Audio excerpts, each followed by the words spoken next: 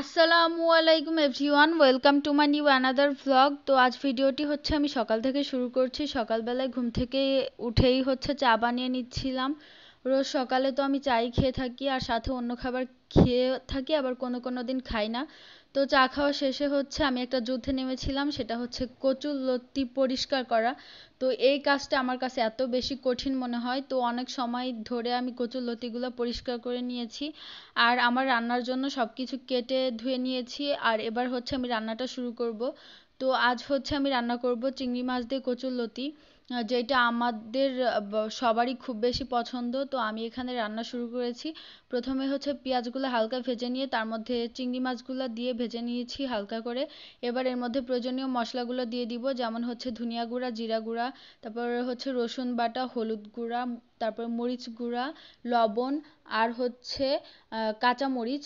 সবগুলো মশলা দিয়ে ভালোভাবে কষিয়ে নিয়ে তার মধ্যে কচুরলতিগুলোও দিয়ে দিয়েছি।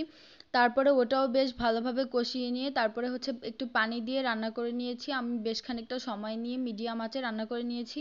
তো কচুরলতি আমি নর্মালি এভাবেই রান্না করি, আর কচুরলতি আমাদের তো খুব বেশি ফেভারিট।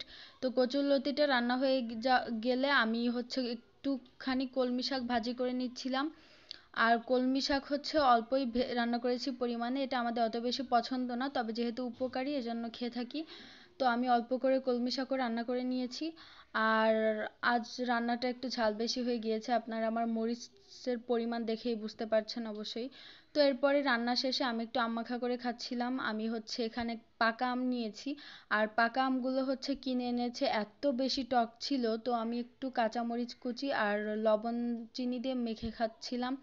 তো এভাবে ছাড়া এই আমগুলো খাওয়ার কোনো উপায় নেই। আসলে কিনে আনা বেশিরভাগ জিনিসই মানে অনেক বেশি খারাপ হয়।